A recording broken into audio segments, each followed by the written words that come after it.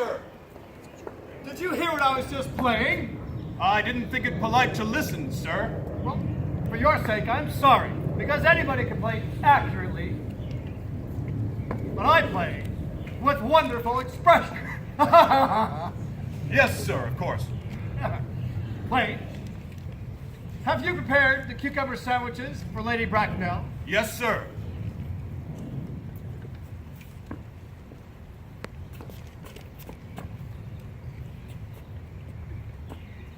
They're for Lady Bracknell.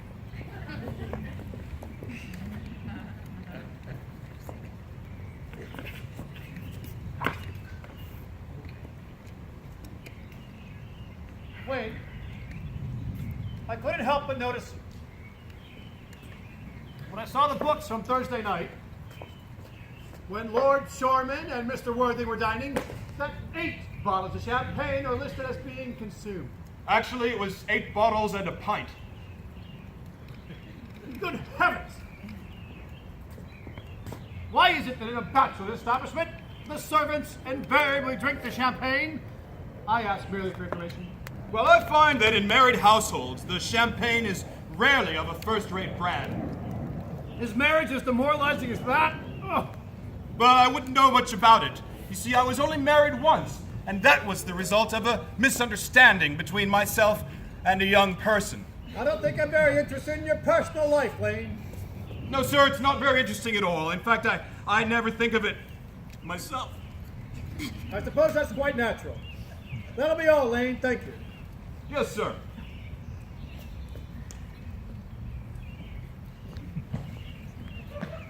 Mr. Earnest Worthy. Hello, Earnest. What brings you to town? Oh, pleasure, pleasure. What else would bring anyone anywhere? Eating as usual, I see, Algy. Yes. I find that in good society, it's customary to have a light refreshment at 5 o'clock. Where have you been since last Thursday? I've been in the country. What on earth do you do there? Well, when one is in town, one amuses oneself. When one is in the country, one amuses other people. It's excessively boring. Oh, hello! Why all the cups? Why the cucumber sandwiches? Why such reckless extravagance in one so young? Who's coming to tea? Merely Aunt Augusta and Lady Gwendolyn. Gwen, perfectly delightful. That may be all well and good, but I don't think Aunt Augusta will quite approve of you being here. The way you flirt with Gwendolyn is absolutely disgraceful. It's almost as bad as the way she flirts with you. Well, I'm in love with Gwendolyn. I've come to town for the express purpose of proposing to her. Proposing? I thought you said you were in town for pleasure. I call that business. How utterly unromantic you are. I don't find anything romantic in proposing. It's romantic to be in love. But there's absolutely nothing romantic in a proposal. Why, one might get accepted, and then all the excitement is over. You see, the very essence of romance is uncertainty. And if I ever get married, I shall certainly try to forget the fact. I have no doubt you will, Algy. The divorce court was specially invented for people whose memories are so curiously constituted. Please don't touch the cucumber sandwiches. They're ordered specially for Aunt Augusta. But you've been eating them all the time. That's an entirely different matter. She's my aunt. Why don't you have the bread and butter? The bread and butter's for Gwendolyn, and she's devoted to bread and butter. Quite good bread and butter it is, too.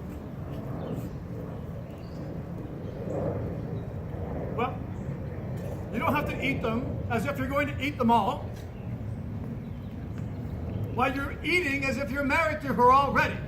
And you're not married to her already, and I don't think you ever will be. Why on earth would you say that? In the first place, girls never marry the men they flirt with. Which accounts for the extraordinary number of bachelors about Georgetown. And second, I don't give my consent. Your consent? Yes. You see, old boy, Gwendolyn is my first cousin. And before I allow you to marry her, you have to answer the question of Cecily. Cecily? What on earth do you mean? What do you mean by Cecily, Algy? I don't know anyone of the name Cecily. This is the cigarette case that you left behind in the smoking room the last time you dined here. When I opened the case to see the inscription inside, I could see it's not yours at all. It's a present from someone by the name of Cecily, and you said you don't know anyone by that name. Well, it is mine. It's a very ungentlemanly thing to read one's cigarette case. Now, if you must know, Cecily happens to be my aunt, and a charming old lady at that. Now, give it back to me, Algy. Yes. Why does your aunt call herself Little? From Little Cecily, with her fondest love to her dear Uncle Jack. Some ants are tall, some ants are not tall. And that is a matter that surely an ant may decide for herself. Now give it back to me, Algy. Yes. But why does your aunt call you her uncle? From Little Cecily, with fondest love to my dear Uncle Jack. Though I have no objection, I admit, to an aunt being a small aunt. But why an aunt would call her nephew her uncle, I can't quite make out. And besides, your name isn't Jack at all. It's Earnest. It isn't Ernest, it's Jack. What? You've always told me it's Earnest. I've introduced you as Earnest. You answer to Earnest. You look like an Earnest. You look like an Earnest. He's the most earnestly looking fellow I've ever seen in my life. It's on your card. I have one right here. Mr. Earnest Worthy, the Albany. I keep it as proof of your name being Earnest. Well, it's Ernest in town and Jack in the country, and the cigarette case was given to me in the country. Uh-huh. And why does your small Aunt Cecily call you her uncle? Now come on, old boy. You better have this thing out at once. I've always suspected you of being a confirmed and secret Bunburist, and I'm quite certain of it now. Bunburist? What on earth is a Bunburist? I shall reveal to you the meaning of that incomparable expression as soon as you are kind enough to inform me why you're Ernest in town and Jack in the country. Now, there is nothing improbable about my explanation at all. You see, old Thomas Cardew, who adopted me when I was quite young, made me in his will guardian of his granddaughter, Miss Cecily Cardew. Now, Cecily, who addresses me as her uncle, lives in my place in the country under the charge of her admirable governess, Miss Prism. Uh-huh. Where is this place in the country? That's nothing to you, dear boy. You shall not be invited. And why are you Ernest in town and Jack in the country? When one is placed, dear Algy, in a position of guardian, one has to adopt a very high moral tone on all subjects. It's one's duty to do so. And as a high moral tone can hardly be conducive to one's health or happiness, in order to get to town, I've invented a younger brother named Earnest from Albany who gets in the most dreadful of scrapes. And that, dear Algy, is the whole truth, pure and simple. The truth is rarely pure and never simple. You're a Bunburist. In fact, you're one of the most advanced Bunburists I know. You've gone and invented this very useful younger brother named Earnest, so you can go into town whenever you like. Well, I've invented a permanent invalid named Bunbury. Bunbury's invaluable. If it wasn't for Bunbury's extraordinary bad health, I would not be able to dine with you tonight, as I've already been committed to Aunt Augusta now for a week. I haven't asked for you to dine with me anywhere tonight. I know. You're absolutely careless about sending out invitations. Nothing annoys people so much as not to receive an invitation. Look, I'm not a Bunburist, and if Gwendolyn accepts me, well, I think I would kill my brother Ernest. Yes, I think I'll get rid of him in either case. Cecily has become far too interested in him. So that will get rid of Earnest. And I strongly advise you to do the same with your your invalid friend with the absurd name. Nothing will induce me to part with Bunbury. And if you ever get married, which seems to be extremely problematic, you'll be wise to know a Bunbury. A man who marries without Bunbury has a very tedious time of it. That's nonsense. If I get married to a charming girl like Gwendolyn, I certainly won't want to know Bunbury. Then your wife will. Because in marriage, old boy, 3 is company, and 2 is none. Oh, for heaven's sake. Don't try to be cynical. It's very easy to be cynical. It's not easy being anything these days. There's so much competition about it. Aunt Augusta's arriving. Now, if I can get her away for 10 minutes to allow you enough time to propose to Gwendolyn, may I dine with you tonight? What do you say? Lady Bracknell and Miss Fairfax. Good afternoon, Algernon. I hope you are behaving very well. I'm feeling quite well, Aunt Augusta. That is not quite the same thing. In fact, the 2 things rarely go together. Ma, you are smart. I am always smart. Am I not, Mr. Worthing? Quite perfect, Miss Fairfax. Oh, I hope I'm not that. It would leave no room for development. And I intend to develop in many directions. I'm sorry if we are a bit late, Algernon. I was obliged to call on dear Lady Harbury. I hadn't seen her since her poor husband's death. I never saw a woman look quite so altered. She looked 20 years younger. And now I'll have a cup of tea and one of those nice cucumber sandwiches you promised me. Yes, Aunt Augusta. Won't you come here, Gwendolyn? Oh, thanks, Mama, but I'm quite comfortable where I am. Lane! Lane!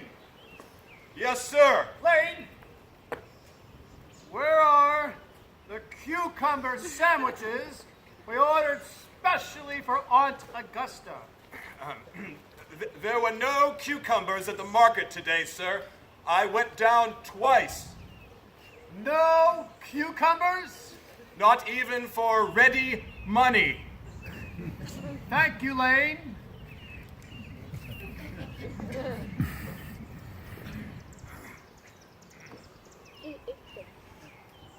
Aunt Augusta, I'm afraid there were no cucumbers today at the market, not even for ready money. It makes no matter, Algernon. I had crumpets with Lady Harbury, who seems to me to be living entirely for pleasure now that she's a widow. Yes, I've heard her hair has turned gold from grief. Gold indeed. It has changed its color. From what cause, of course, I cannot say. I'm afraid, Aunt Augusta, that I shall not have the pleasure of dining with you tonight. I received a telegram that my poor friend Bunbury, has become quite ill, and they think it's best that I be with him. Again, it is very strange. This Mr. Bunbury seems to suffer from curiously bad health. Yes, he's a dreadful invalid. Well, Algernon, I think it's high time that this Mr. Bunbury made up his mind whether he was going to live or to die. This shilly-shallying with the question is absurd. Nor do I in any way approve of the modern sympathy with invalids. I find it to be morbid. Illness is hardly a thing to be encouraged in others. Health is the primary duty of life. I should be much obliged, Algernon, if you would ask Mr. Bunbury for me to be kind enough not to have a relapse on Saturday, for I rely upon you to arrange my music for me. It's my last summer reception, and one wants something that will encourage conversation, particularly at the end of the social season, when everyone has said whatever they were going to say, which in most cases was not very much to begin with. I'll speak with Thornbury, Aunt Augusta. And I'm certain that he'll be all right by Saturday. Now, I can run over the music program that I've drawn out for you if you'll kindly come into the next room for a moment. That would be very thoughtful of you, Algernon. I'm sure the music program will be delightful after a few expurgations. French songs I cannot possibly allow. People seem to think they are improper and either look shocked, which is vulgar, or laugh, which is worse. Gwendolyn, you will accompany me. Oh, certainly, Mama. Charming day it has been, Miss Fairfax. Ray, don't talk to me about the weather, Mr. Worthing. Whenever people talk to me about the weather, I'm always quite certain they mean something else. I do mean something else. I thought so. In fact, I'm never wrong. I would like to be allowed to take advantage of Lady Bracknell's temporary absence. Oh, yes, I certainly advise that you do so. Mama has a way of coming back into a room quite suddenly that I've often had to speak to her about. Miss Fairfax, ever since I met you, I have admired you more than any other girl I have ever met. Since I met you. Yes, I'm quite well aware of the fact. For me, you have always had an irresistible fascination. We live, as I hope you know, Mr. Worthing, in an age of ideals. And my ideal has always been to love someone of the name Earnest. There's just something in that name that inspires absolute confidence. The first time Algernon told me he had a friend called Earnest, I knew I was destined to love you. Oh, darling, you don't know how happy you've made me. My own Earnest! But you, don't mean to say you couldn't love me if my name wasn't Earnest. But your name is Earnest. Yes, of course it is, but, suppose it was something else. Do you mean to say you couldn't love me then? But it suits you perfectly. It's a divine name. It has a music all its own. It produces vibrations. But, really, Gwendolyn, I must say there are many much nicer names out there. Take Jack, for instance. It's a charming name. Jack? Oh, no, there is no music in the name Jack, if any at all, indeed. It does not thrill. It produces absolutely no vibrations. I have known several Jacks, and they all, without exception, are more than usually plain. The only really safe name is Earnest. I must get christened at once. I mean, we must get married at once. There's no time to lose. Mr. Worthing, but you haven't even proposed to me yet. And to spare you any possible disappointment, I should tell you beforehand, quite frankly, that I'm fully determined to accept you. Gwendolyn, will you marry me? Oh. I have never loved anyone in the world but you. Of course I will, darling. How long you have been about it. Mr. Worthing, arise, sir, from this semi-recumbent posture. It is most indecorous. Mama, Mr. Worthing is not quite finished yet. Finish what, may I ask? I am engaged to be married to Mr. Worthing, Mama.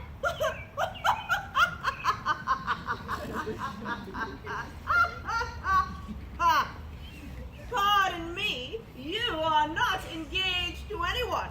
When you do become engaged to someone, either I or your father, should his health permit him, will inform you of the fact. An engagement is something that should come upon a young girl as a surprise.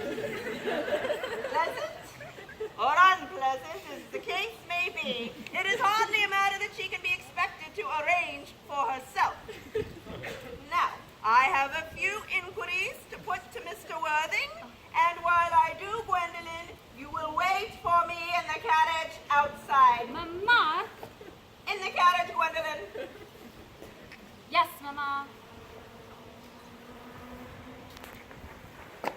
Gwendolyn, the carriage. Yes, Mama. Gwendolyn! You may take a seat, Mr. Worthing. I prefer standing, Lady Bracknell. I feel bound to tell you that you are not on my list of eligible bachelors. And I have the same list that the Duchess of Bolton has. However, should your answers be what a truly affectionate mother requires, I may be inspired to write your name down. Now,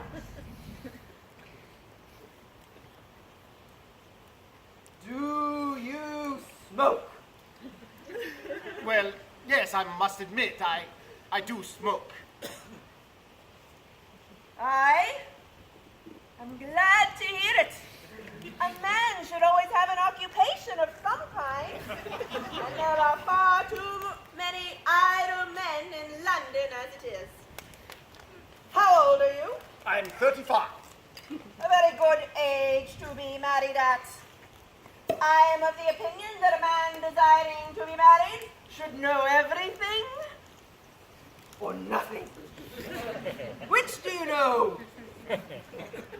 I know, nothing, Lady Bracknell. I am pleased to hear it. I do not approve of anything that tampers with natural ignorance. Ignorance is like a delicate exotic fruit. Touch it and the bloom is gone. While the whole theory of modern education is radically unsound. Fortunately, in England, at any rate, education produces no effect whatsoever. If it did, it would prove a serious threat to the upper classes and probably lead to acts of violence in Foggy Bottom. What is your income? Between 7,000 and 8,000 a year. In land or in investments? In investments chiefly.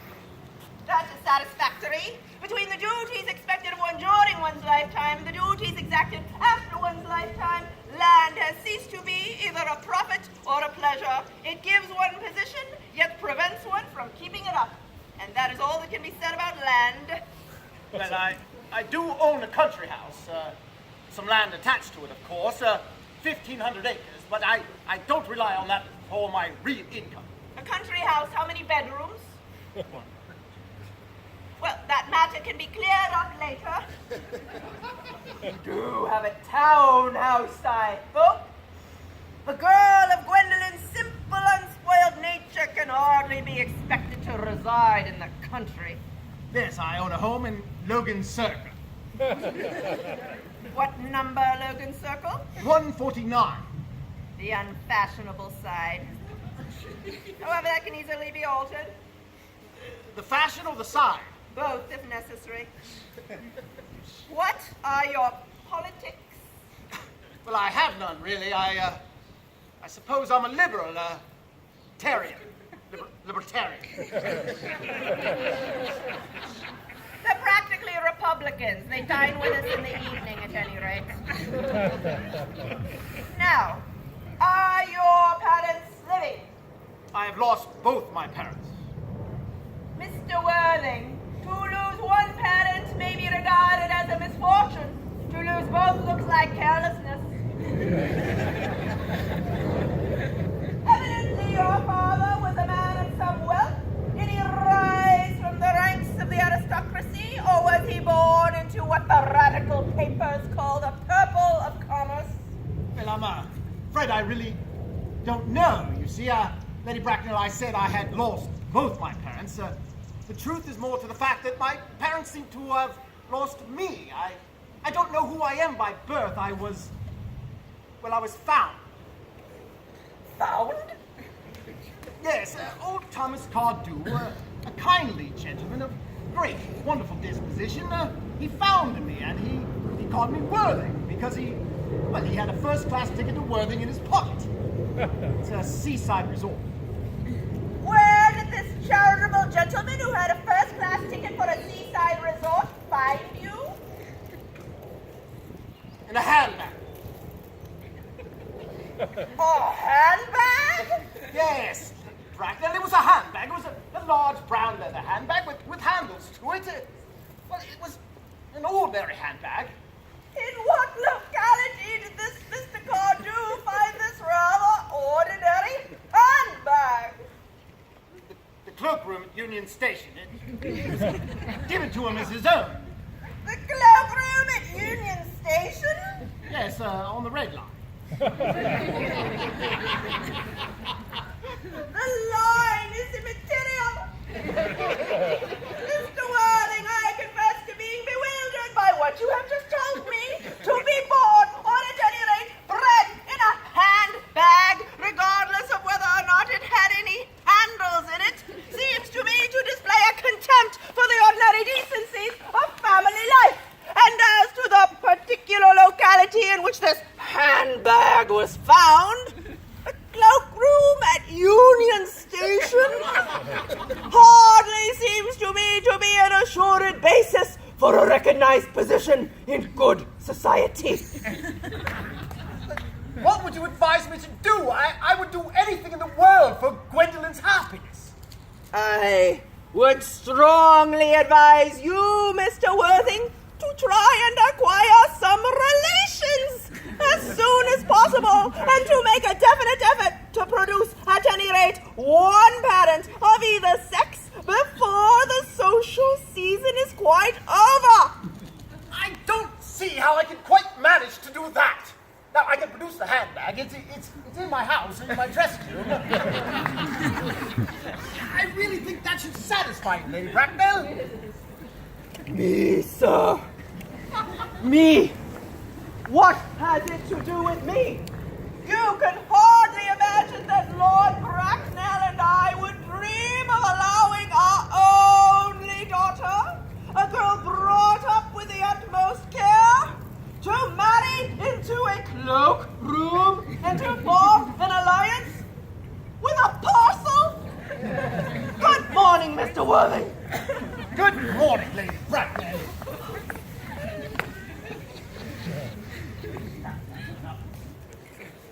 Did it go all right? You don't mean that she rejected you? Oh, Algy, Gwendolyn is right as trivet. We are engaged, but her mother is perfectly unbearable. Oh, I'm sorry, Algy. I shouldn't talk about your mother in front of you that way. It's okay. I love hearing my relations abused. Relations are such a tedious pack of people who haven't the remotest knowledge of how to live, nor the slightest instinct on when to die. Algy, you don't suppose that Gwendolyn will end up like her mother, say, in 150 years? All men become their mothers. That's their tragedy. No man does. That's his. Oh, right. Well, I suppose we'll have to just deal with your cleverness, huh? Yes. I'm so sick of cleverness, by the way, Algy. Everywhere you go, you run into clever people. You can't go anywhere, and I know there are a few here. It's become quite a public nuisance.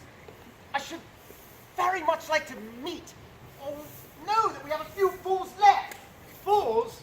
We have a few fools left. Here's one. There's another one. This is a big one.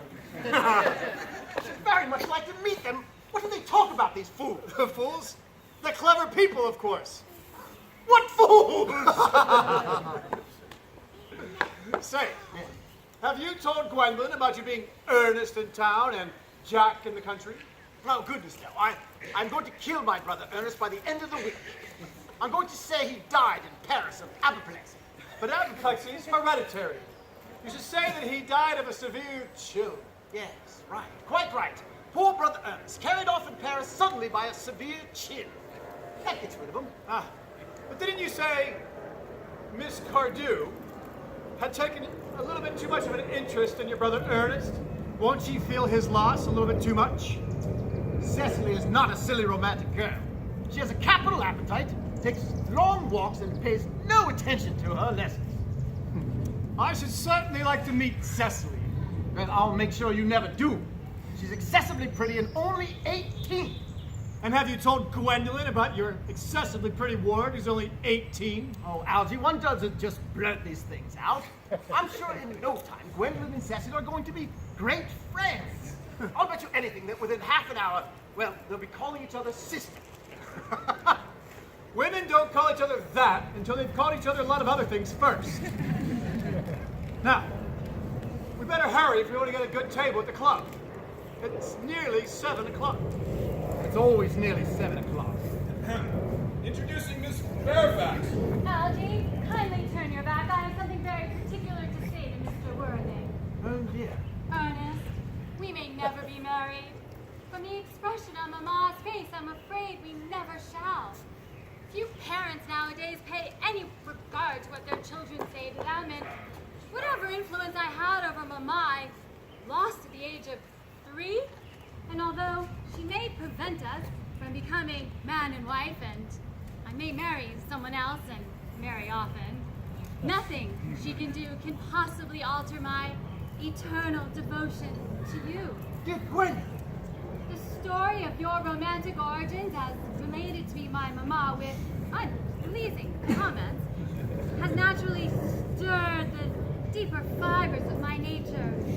Your name, Earnest, has an amazing fascination. Your town address at the Albany I have, but what is your address at the country? At the Manor House, Dumbarton. They have a good postal service there at Dumbarton. It may be necessary to do something desperate. That, of course, will require serious consideration. I will communicate with you daily. My own one. Algy, you may turn around now, I already have. and you may ring the bell. Miss Fairfax, may I escort you to your carriage? Certainly. I will escort Miss Fairfax to the carriage. Yes, sir.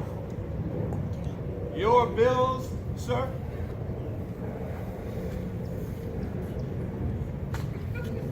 Lane, a glass of sherry. Yes, sir. Lane, I'm going Bunbury. I shall be gone a few days, returning on Monday.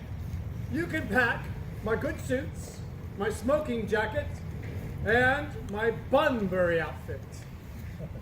Yes, sir. Tomorrow is going to be a fine day, Lane. It never is. You are a perfect pessimist. I do my best to give satisfaction, sir. The Manor House, Dumbarton.